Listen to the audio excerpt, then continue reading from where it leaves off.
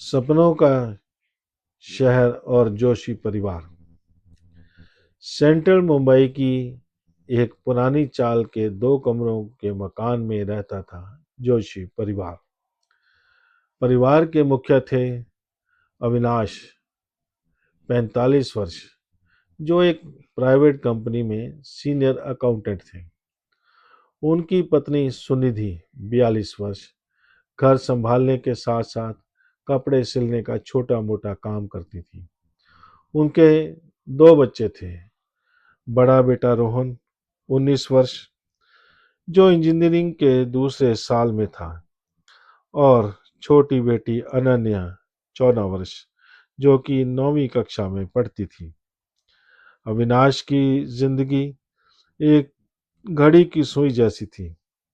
सुबह 6 बजे उठना, लोकल ट्रेन की धक्का मुक्की सहकर दफ्तर पहुंचना, दिन भर एक्सल शीट से माथापच्ची करना और रात 9 बजे थके हाथे घर लौटना। सुनिधि सुबह 5 बजे से लेकर रात 11 बजे तक बिना किसी ब्रेक के घर के काम, बच्चों की पढ़ाई और अपनी सिलाई मशीन के बीच पिसती रहती थी। उनका एक ही सपना था, परिवार की स्थिरता और बच्चों के बेहतर भविष्य। अचानक आई मुसीबत का पहाड़। सब कुछ ठीक चल रहा था, लेकिन बड़े शहर की जिंदगी जितनी आकर्षक दिखती है, उतनी ही अनिश्चित होती है। एक दिन दफ्तर पहुंचते ही अविनाश को पता चला कि उनकी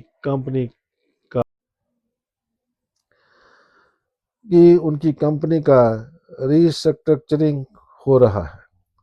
लागत कम करने के लिए कंपनी ने कई अनुभवी लोगों को बाहर निकालने का फैसला किया था, जिनमें अविनाश भी शामिल थे। जिस उम्र में इंसान कैरियर के सबसे बड़े सुरक्षित मोड़ पर होना चाहता है, उसी उम्र में अविनाश के हाथ में पिंक स्लिप यानी नौकरी से निकालने का पत्र था। घर आकर जब उन्होंने सुनिधि को यह बात बताई, तो एक पल के लिए सन्नाटा छा गया। रोहन की कॉलेज फीस, अनन्या की ट्यूशन फीस, घर का किराया, राशन और बूढ़ी माँ की दवाइयाँ, खर्चों की एक लंबी सूची थी और आमदनी शून्य। जब मुसीबत आती है तो बड़ा शहर किसी की लाचारी पर तरस नहीं खाता। यहाँ सिर्फ वही टिकता है जो तूफान में भी डटकर खड़ा रहे।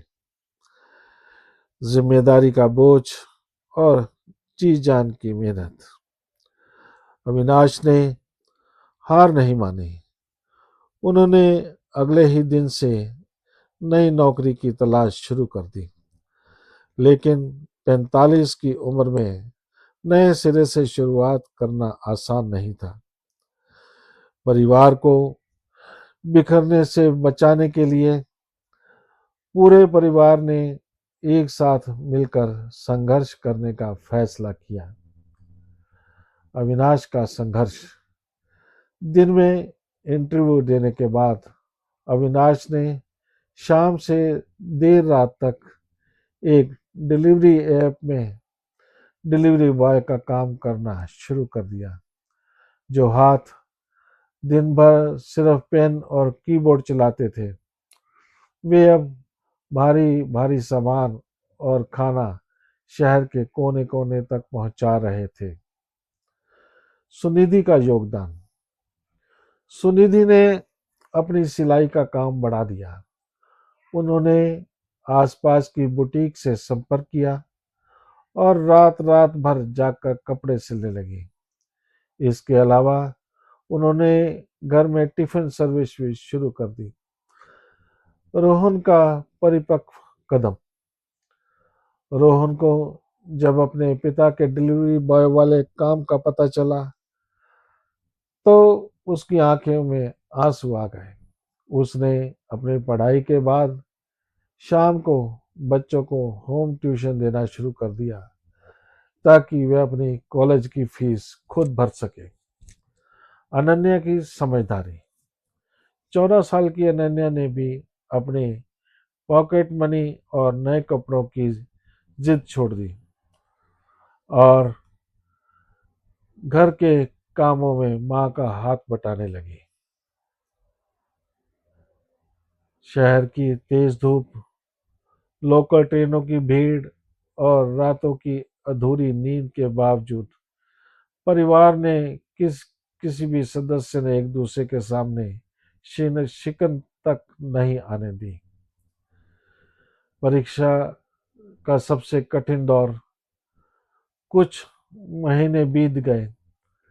परिवार की मेहनत से घर का खर्चा तो चल रहा था, लेकिन मानसिक थकान अपने चरम पर थी।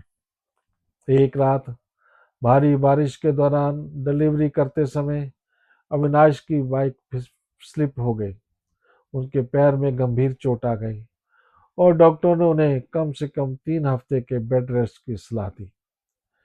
यह परिवार के लिए सबसे कठिन परीक्षा की घड़ी थी।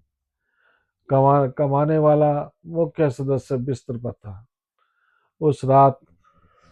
उस रात कमरे में भारी उदासी थी। तभी सुनिधि ने अविनाश का हाथ थामा और कहा, आप इतने सालों से इस परिवार की ढाल बने हुए थे।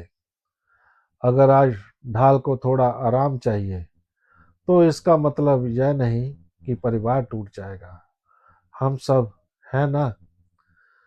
अगले 3 हफ्तों तक रोहन ने कॉलेज के बाद पिता की बाइक से डिलीवरी का काम संभाला। सुनिधि ने टिफिन का दायरा बढ़ाया और अनन्या ने घर की पूरी व्यवस्था संभाली।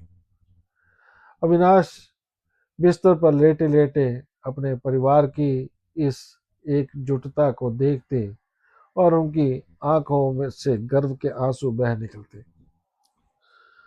अंधेरे के बाद का उजाला, मेहनत और ईमानदारी कभी बेकार नहीं जाती।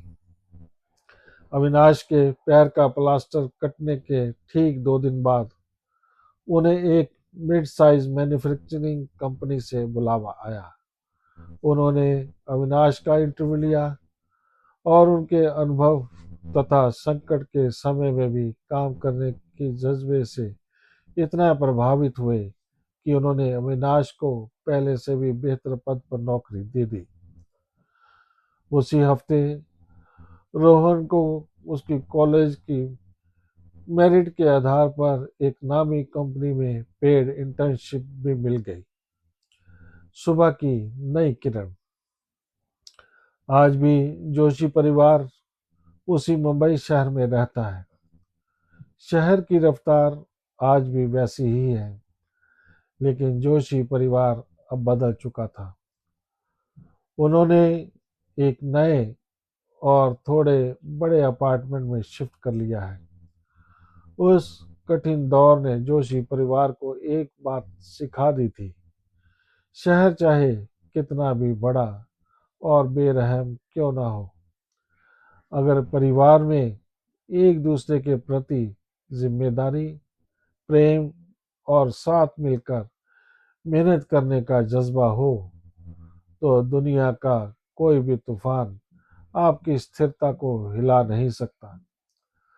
रविवार की शाम को जब पूरा परिवार साथ बैठकर चाय पीता है तो वे उस मुश्किल दौर को रोने के लिए नहीं, बल्कि यह याद करने के लिए मुस्कुराते हैं कि वे एक साथ मिलकर कितने मजबूत हैं। कृपया लाइक, शेयर और सब्सक्राइब करें।